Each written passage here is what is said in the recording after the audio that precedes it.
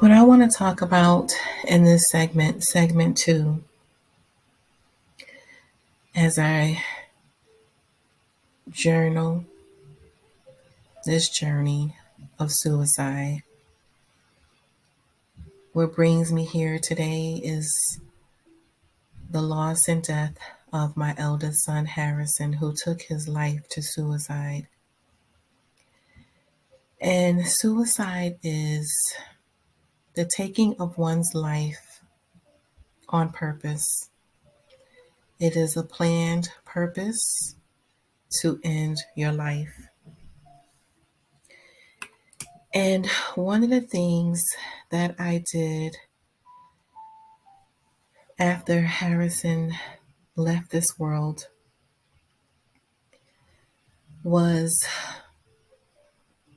think about my life and how suicide played a role in my life early in my life before even thinking of wanting to have children or the outcome of mental health issues in your family. And one of the things in Black families for so many years, a lot of mental health issues went untreated under the guise of dysfunction, thinking that this dysfunction is normal. Family secrets cause a lot of dysfunction in families. If it wasn't a chemical imbalance of some sort of mental illness, it could have been things that have been brought on in trauma, early childhood trauma, which one of the things that affected my life as well as Harrison's life. Molestation running through your family and no one wants to talk about it. Different things that happen and things are kept secret. And sometimes when you want to talk about some things and you can be shunned from your family will almost disown you. This is not the time for that. I'm hoping that as a people, as a culture of people, that we get better with that. We have seen since this pandemic, so many people have taken their lives. And it wasn't just the pandemic that caused it. I know that for many people, it was something that they've been dealing with for such a long time. But the seclusion away from family and friends, I really think compiled on top of that. Losing your finances, homes breaking up, marriages, a lot of stuff came to the light that because now some people couldn't go to work, you couldn't go to school. You had to deal with whatever issue you was dealing with because there was no outlet for you to release that in. And so whether suicide is brought on by mental health, depression, bipolar, childhood trauma, adult trauma, things that happen as trauma triggers before and after and during the healing process, the enemy exploits that. The enemy, this is not something that our Heavenly Father would ever have us to do, to make these choices and these decisions to take our lives, because He gave us life. But when you're in so much pain and that trauma has taken over and you feel defeated and you feel there's no reason, there's no worth, you make the choice and the decision to take your life. As a teenager, I tried to slit my wrist. I tried taking pills. As a young adult, I tried to take the pills because slicing the wrist, really, I don't like pain. So for me, it was the silent. I just wanted to just sleep and never wake back up. I was in so much pain. I had trauma triggers that I know that they are trauma triggers now. I didn't know what they were at the time. of being molested as a child for 5 years in my young childhood, to be date raped as a teenager, and no one ever knew. I kept it as a secret because I thought it was my fault. And I didn't know how to express what I was feeling. Nor did I have people around me to help me and guide me through that. And not that my family didn't love me or care for me. It was just things that I don't even think they knew. But as I reflect back on my life, I want to have this discussion today on if you are a survivor of suicide, or the person that was your friend or loved one, they survived suicide attempts, or maybe the attempt was no longer an attempt and it finalized their life and their life was taken. Do you sit with guilt? Do you sit with what if? Could you have said something? Could you have done something? Why didn't you notice? Or maybe you noticed. If it has been years of mental health issues, were you just tired? Did you want to give up? Did you try every resource you possibly could, and to no avail? There was nothing. And that's how I felt at times when it came to Harrison, is could I have done enough? Did I do enough? Oh, you do the blame game. I tell you, I sat months later in agony and in grief because I often wondered, did I birth depression in Harrison? Did I birth suicide in him? Because it was something that I dealt with in my childhood and in my early adulthood, and it never really was treated. It treated later, much later, but not at the time when I was a young mom. And you can't help but to wonder those things in your life, how they influence your children's lives until much later when your children become adults or teenagers and they begin to display certain things or they talk about certain things. But I sat with that and I often wondered, like, could I have done more? You know? And then I realized and I started to think about when I was there, when I wanted to take my own life. I tell you, it was nothing that anyone could have said or could have done. When I made that choice and that decision that I didn't want to be here anymore, nothing you could have said or did would have made me change my mind. It would have to been something that I had to find worth living. And when I had my children, it didn't stop automatically the attempts to take my life or the thoughts to take my life. It was one day when I thought to end my life, and I was in the car driving with my children, and I literally was praying to God, like, I'm just so tired. I'm in so much pain. I couldn't even express the pain. I couldn't even tell you honestly where all of it was actually even coming from because I literally had memory blocks.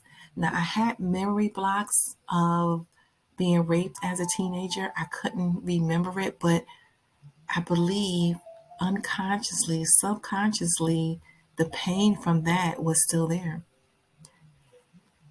But I remember praying out to God, and He told me to turn around and look in the back seat of my car. And I remember turning around and I saw my children. And it was in that moment, because I'm telling you, my mom was praying for me, different people were praying for me, that depression would just leave me. But it was in that moment when I saw them, I knew that there was more to life and that I needed to live. If I didn't live for me, I know I needed to live for them. Because I had to think about who was going to take care of them if I wasn't here, who was going to love them the way that I love them. And so, as I reflect on it, I also reflect on Harrison's trauma.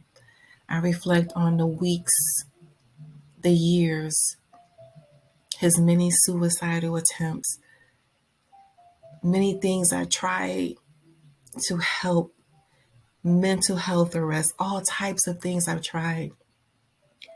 But when someone is dealing with trauma and ongoing trauma from childhood to relationships to adult relationships and just not feeling loved, I was at a loss. And so I remember conversations that Harrison and I had, and he was preparing me, and I didn't even know he was preparing me. Is anyone that's listening to me right now, do you feel like your loved one, your friend, your coworker, whoever this person was in your life that took their life, were they preparing you? When you look back in hindsight, were they preparing you? I've come to realize that once a person makes a decision, once they make peace with that, sometimes you don't see the signs. They begin to be happy. At least that's what it seems like from the outside, right? Like everything is coming together and that everything is going to be okay. And then you turn around and you get the news, or maybe you find them as I did with Harrison.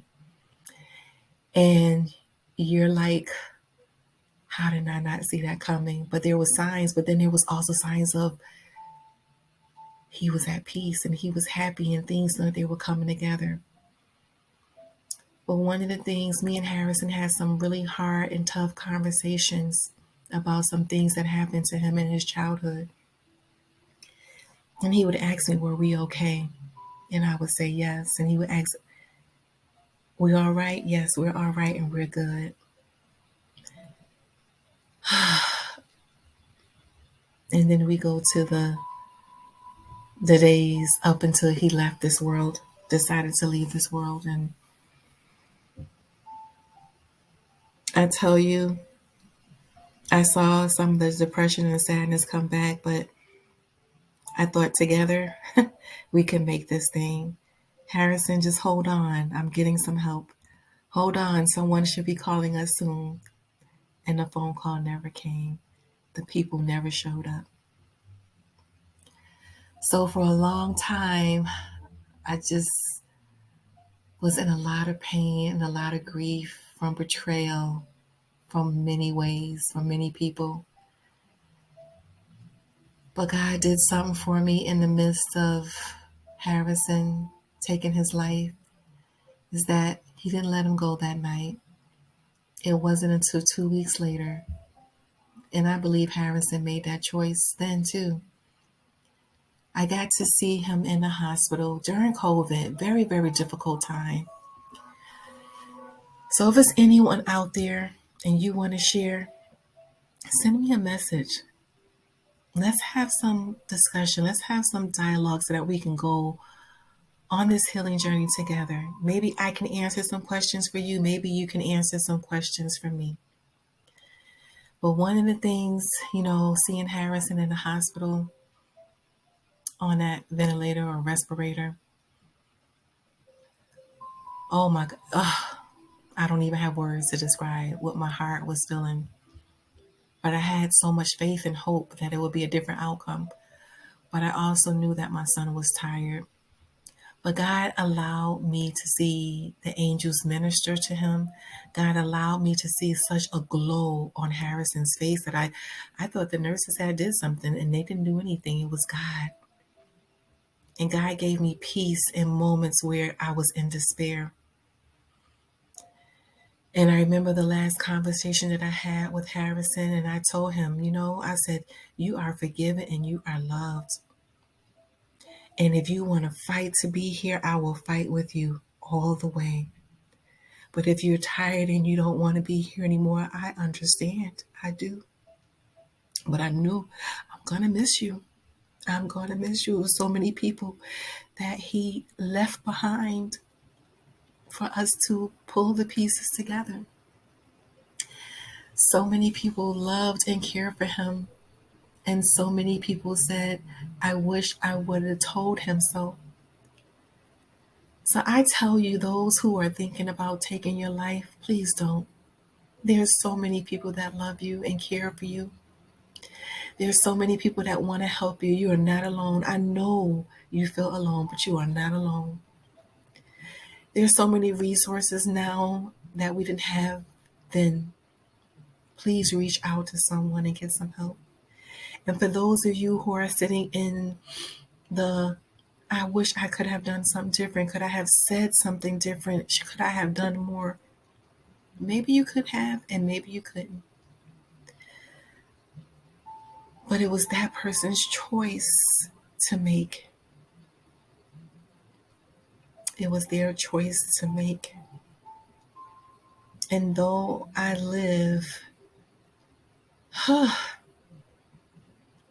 it was moments when I didn't want to after that.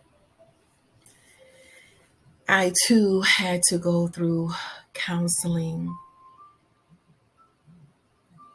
with more than one person. It takes time, and it's still taking me time. And so I will end this right here. And my next segment will be why I'm doing what I'm doing today. And don't even know if I'm ready. And right now, it doesn't even matter if I'm ready because I know that God, this is what He will have me to do because I know that I'm not alone. And I want you to know that you are not alone.